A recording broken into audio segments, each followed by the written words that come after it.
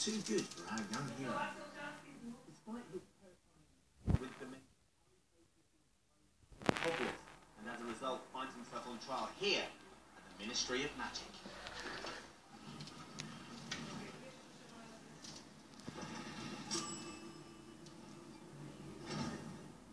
Now this is the Ministry of Magic. They're still a week away from filming, and already it looks extraordinary. When we eventually see it on the big screen, all these offices behind me, they're going to shoot thousands of feet up into the air. There's going to be a huge centaur and a witch right here as statues, and the whole place is going to be filled with hundreds and hundreds of witches and wizards. It already feels so opulent, so luxurious. Just makes you wonder what the toilet's going to look like. That has ever been built for a Harry Potter film. You could fit 50 double-decker buses in here. It took 22 weeks to build and appears in the film for less than 10 minutes.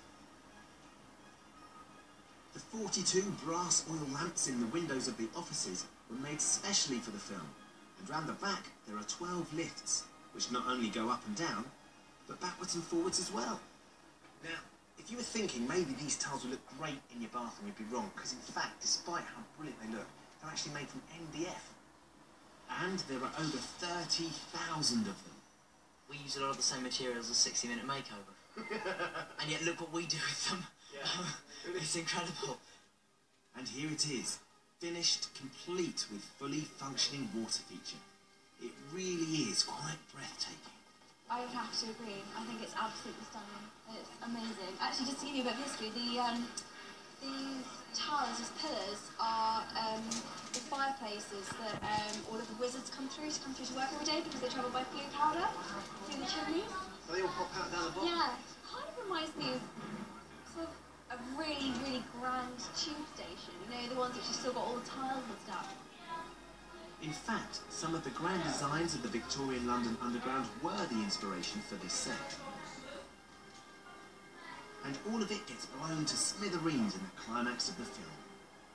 Oh, it's always good to blow things up. And everyone comes to watch you blow it up. We get about 50 or 80 people just showing up with their sandwiches, sort of waiting for the button to be pressed. The whole place is rigged to explode. And that's why nobody can have their mobile phones on, because it could ever be triggered by that. So at any given moment, the glass could go, things out, the walls, everything.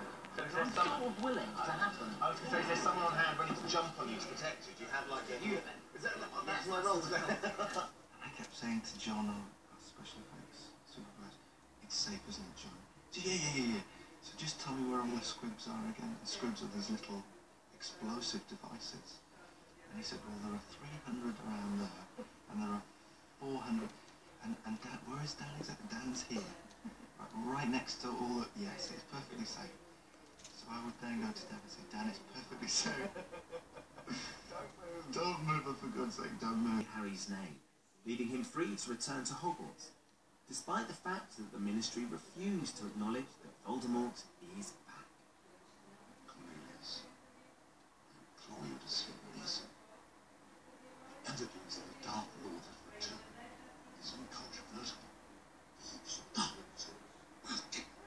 So, with the trial over, Harry's starting to realise he's going to need all the friends he can get, no matter how kooky. Everyone says Luna Lovegood. Luna's a very odd character, and I think when he first meets her, he does what everyone else does as well, which is to dismiss her as being very, very odd. An interesting necklace. It's a charm, actually. Keeps away the nerves. Even though she's quite eccentric and everybody kind of gives her a wide berth, Harry finds himself, in a way, drawn to her, and she's able to give Harry these notes and opinions about what he's dealing with, which are really oddly helpful to him. Well, if I were you-know-who, I'd want you to feel...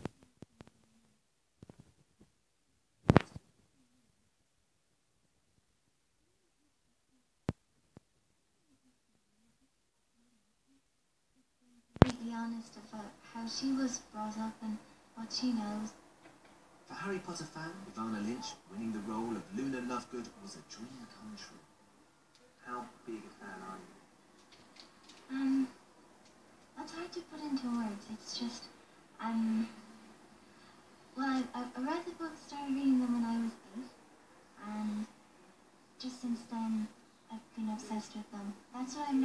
at home. My room is cool. It's orange, and I have all my favourite quotes in turquoise. That you've actually put on the wall yourself? Yeah. No way, how long has that taken? It was my summer project. So how did the filmmakers find Yvonne? We had 3 girls who we thought would be good, but they weren't going to act Luna. They weren't going to be Luna. And so we had this open call, and we put an ad on some news round a couple of places. My mom, she just said I didn't need pictures. And she said, I really mean, she hates when I quote this, but she said, I had a snowball's chance in hell. But my dad, when he came home, I told him, I wasn't very hopeful, but he was like, yeah, I think you should go.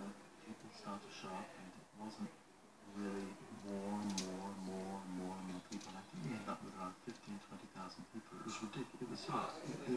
It was unbelievable. And people...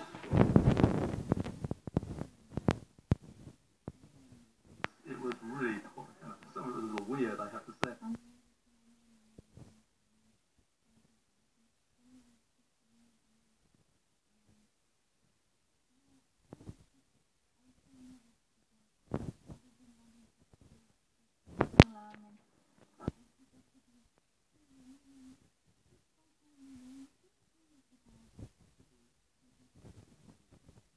But there was only one winner. And they said, okay, you're coming for a screen test. And I thought, oh, that's good. And then screen test with Daniel Radcliffe. I was thinking, oh, it must be big then. And then the director was calling up that night, and then I started really learning.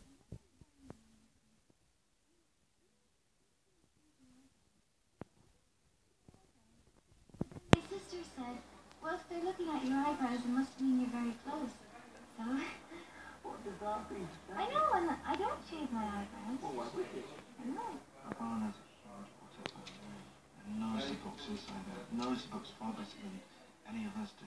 I always get nervous about talking about anything like that because you sort of go, oh God, if I say something that's not quite right about that, you'll pick me up on it because you know everything. So she is, if any of us ever have a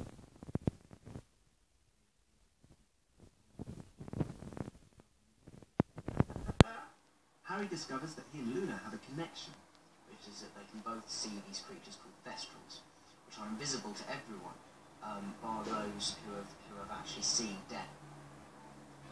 I'm not going mad. I can see them too. With the Thestrals, as with every creature, what we start with is a series of drawings. We then take it to the maquette stage, which are basically small tabletop models like these, that are discussion points, so that what looks good on paper can then be analysed and walked around and discussed. The designs were a great starting place, and then we as it wasn't a creature that could be fully realised and built as a sculpture, we took the designs into the computer and finished the design in the computer. The skin, how transparent the wings were when they open the wings, and how much light comes through, and how black they were as well, because they're very black, dark creature, and sort of realising that on the screen is quite difficult sometimes. The film presented another much larger difficulty to the special effects team. His name was Grop. Grop is Hagrid's half-brother. We've really pushed the technology, we've really pushed it to what we believe is the closest sort of human CG form, because Hagrid's brother is basically the humanoid. Grop is 16 feet tall. An experienced large-scale puppeteer was used to give the actors an accurate position for their eye lines. But how did they create the face itself? We cast an actor called Tony Mortley as a reference for Grop, and we did a couple of days shooting with Tony to gather facial reference for emotions and different stages of emotion, because a lot of Grop's personality has to come through a non-speaking role, and you have to believe and empathise with him through the look in his eyes and the way he sort of looks away in a coy kind of way when he's talking to Hermione. So it was very important that we got all the subtleties and nuances into the facial performance. A newly developed technique using computer analysis of the muscle groups in the actor's face was used to do this. Well, half-brother, really. He's completely heartless. There's something very endearing about him, but Harry and Ron just find him just a bit scary, a bit disgusting, a bit, oh God. Robbie! Down here, you great just it's a monstrous thing in a small cuddly package that they need to be more concerned about. We also wish to welcome our new Defence Against the Dark Arts teacher, Professor Dolores Umbridge. Every new school year brings a new Defence Against the Dark Arts teacher, and the arrival of Professor Dolores Umbridge marks a significant change in the way things are done around here. The Ministry are convinced that what Dumbledore's up to is he wants to take over the Ministry, which is nonsense. And so what they do is they send this teacher into Hogwarts called Dolores Umbridge. And Dolores Umbridge is like this genetic splice between Doris Day and Freddy Krueger. And she's a lunatic. I think on the surface, everything's going to be even lovelier here at Hogwarts, but underneath all of that, of course, the things that she says are quite threatening, I think. And I think it's only Hermione who really picks up on it. There's nothing in here about using defensive spells. Using spells? I can't imagine we would need to use spells in my classroom. Hermione is quite good at judging characters, like new people that come onto the scene, and from the very beginning she has a bad feeling about her. She, on the outside, as an appearance, she wears pink lipstick, she wears mumsy cardigans and likes kittens and fluffy things, and she speaks in a very sweet voice, but she, there's something not quite right about her. Harry really despises her. He is a baddie who is coming from a place where the goodies are supposed to be. He's from the Ministry of Magic, who are sort of supposed to be on the side of right, and in this film obviously aren't, and Umbridge is sort of the angel of evil sent by the Ministry of Magic. I don't think she's sort of an evil person, per se. She really, really believes that these kids are being exposed to terrible, influences, and that she has to help them. We're not going to use magic. You'll be learning about defensive spells in a secure, risk-free way. What use is that? If we're going to be attacked, it won't be risk-free. It smacks a wee bit of, health and safety to me. I mean, don't touch it, don't try it, don't do anything. I'll tell you how to do things. You don't have to do it. And of course, how can kids learn anything unless they do it? Things at Hogwarts are far worse than I feared.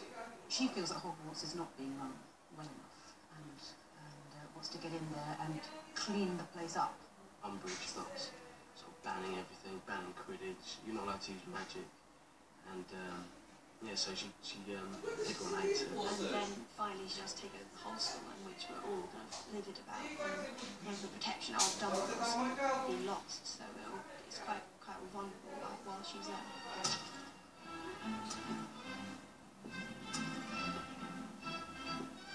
She does get what she wants and what she set out to do, and then it goes wrong. Umbridge isn't the only one with a job to do around here. I've also been entrusted with a very important task. 3, 2, 1, action! That seemed to go pretty well, don't you think? I think you just need a little more authority, bring the action from down in the sternum, and that would be great. I was a bit worried. Practice. Yeah. So a bit high in the voice. So lower. Yeah, just lower. 3, 2, 1. Deeper. 3, 2, 1. Action. Perfect. This is a real authority. Yeah, you see the actor's great. Feels all Shakespearean as well.